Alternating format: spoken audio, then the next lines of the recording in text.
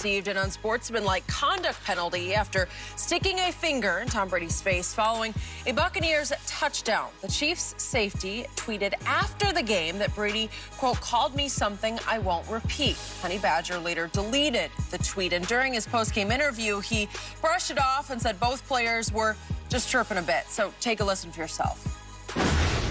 I thought I played as hard as I can today. You know, listen, Tom Brady's a great quarterback. You know, I never really saw that side of Tom Brady, to be honest. But whatever, no comment. It's over with. I'm done with it. Okay, he's done with it. Shannon, are you surprised by how Tom acted here? I am. I'm not surprised that when Honey Badger got in his face, Brady had what he had to say.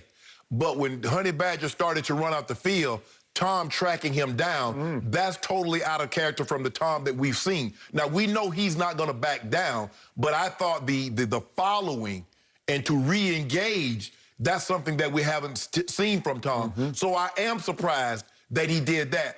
I want to know what precipitated this. Obviously, you know, I think I got me an interception of Tom Brady in the Super Bowl. All of a sudden, it gets negated.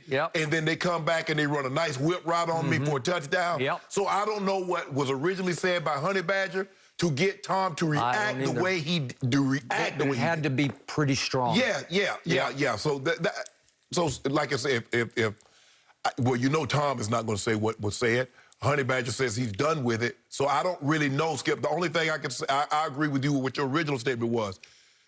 This should have been offsetting unsportsmanlike conduct penalty. I don't think Tyrann Mathieu should have got one.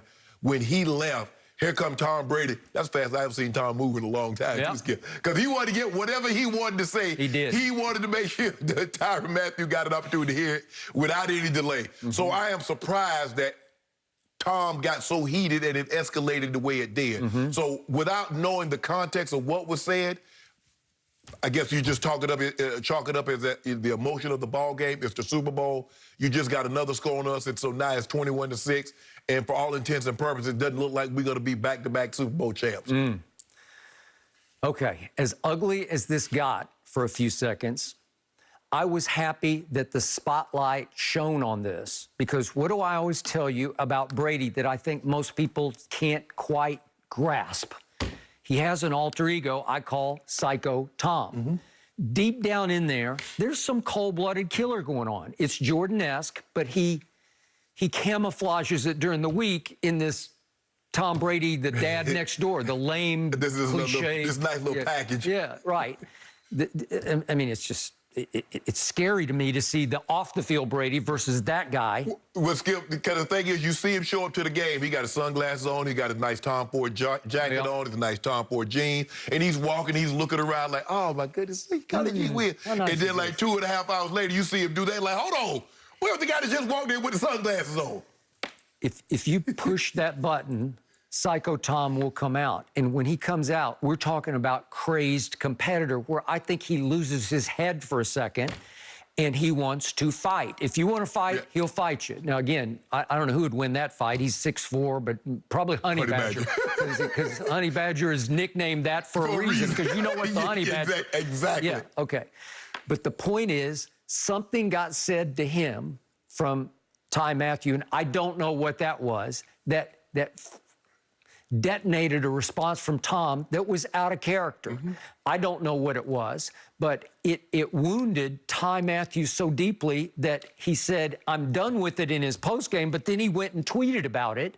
And then he thought, oh, God, because I'm sure he was scanning down the responses on Twitter. You know how that goes, Skip. It does. Anytime, because they don't... I think the biggest thing is that when you look back at it, I don't want to give an excuse to say this is why we lost the game because they threw 15 yards on me and didn't throw 15 yards on Tom Brady. You don't want to make any excuse.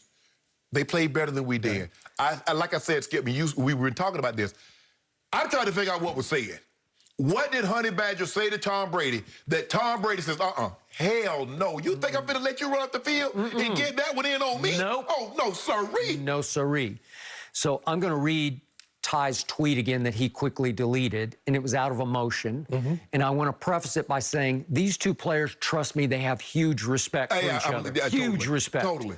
but they both lost their head for a second, and he tweeted, he called me something I won't repeat, but yeah, I'll let the media throw me under the bus as if I did something or said something to him. Go back to my previous games against TB12. He calls him TB12, which is a sign of respect.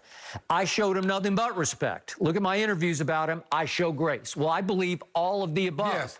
But he had said in his post-game remarks, I never really saw that side of Tom Brady, to be honest with you. Well, then he's not watching enough tape, because I've seen that repeatedly in New England, where he lost his mind, ran all the way to the end zone to get in front of the kid from Pittsburgh's face after he'd guaranteed back in 07 that they would win the game at Foxborough. Remember that one?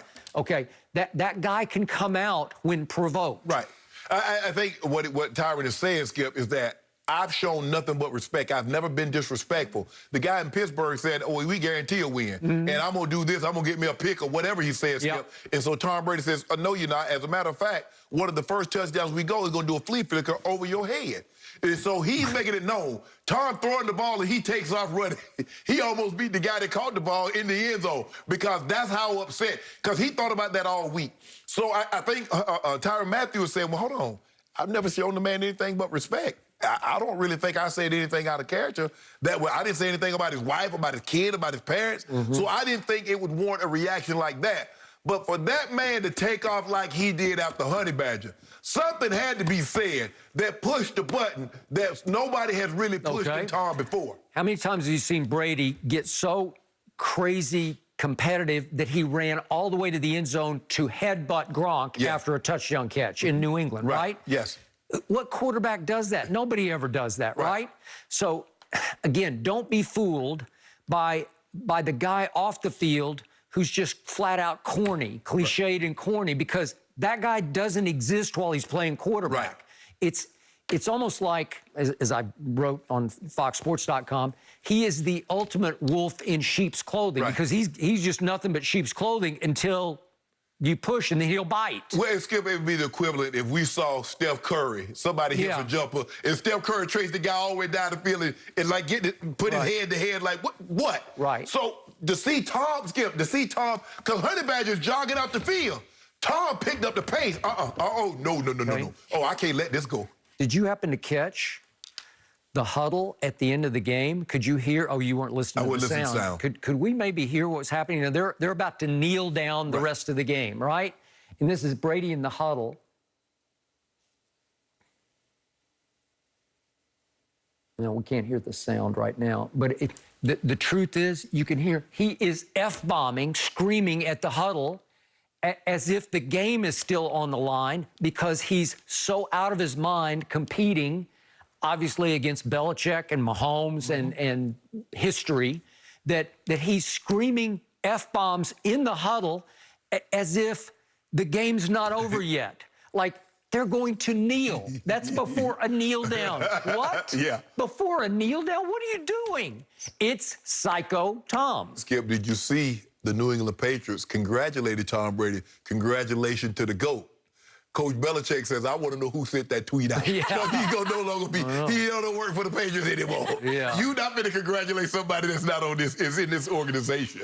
You think Belichick watched this game? Oh, absolutely. Absolutely. You think he cringed at the end of the game? He shouldn't, Skip, because he's never gave Tom the offensive firepower, with the exception of that year and a half, 2 years, when he had Randy Moss. But Tom Brady, and I said this, Skip, Tom Brady has never had this kind of offensive weaponry at his disposal. Not ever. Now, it took him to the ripe age of 43 to get it, but he got it. And so, Coach Belichick, you cannot be mad. If someone leaves a relationship and they get something that you could not provide in that relationship, how can you be mad at that person? You can't be mad, Skip. I left for a better opportunity. I asked you on several occasions, this is what I need you to do to keep me happy in this relationship. Coach Belichick either could not do it or was unwilling to do it. That is true. So don't be mad at Tom for going on and finding him a new boo and living happily ever after. So, at the end of the game, I tweeted, eat your heart out, Belichick, if you have one. I don't know if he has that. But you know, Skip, now you know, I think they're like $45, $50 million, maybe like $40 million under the cap. You know he gonna spend all Mr. Kraft's money. You know he going all in this year, right? And meanwhile, Tom Brady, who was the greatest bargain in the history of sports this year at $25 million base. No, he's the greatest bargain in sports history ever. all the pay cuts he took. No, what I'm saying is he signed a 2-year deal at 25 and 25. Watch him say, I'm going to extend, but I'm going to take even less money. Yeah, they probably go ahead and say, this is what we're going to do. We'll extend you another 2 years. We'll give you like $55 million bonus money, and then you play for like $5, $10 million. But that's what's going to happen. And maybe that would give him a chance to keep Chris Godwin, maybe. Yes. If all things being equal, I'd rather keep Shaq Barrett. Because I can get Antonio Brown to replace Chris Godwin at a bargain price. And remember, Scotty Miller's still there. Yes. Tyler Johnson's still there. They did nothing last time. Yes. That's what I would do, Skip. I normally like your relationship analogy.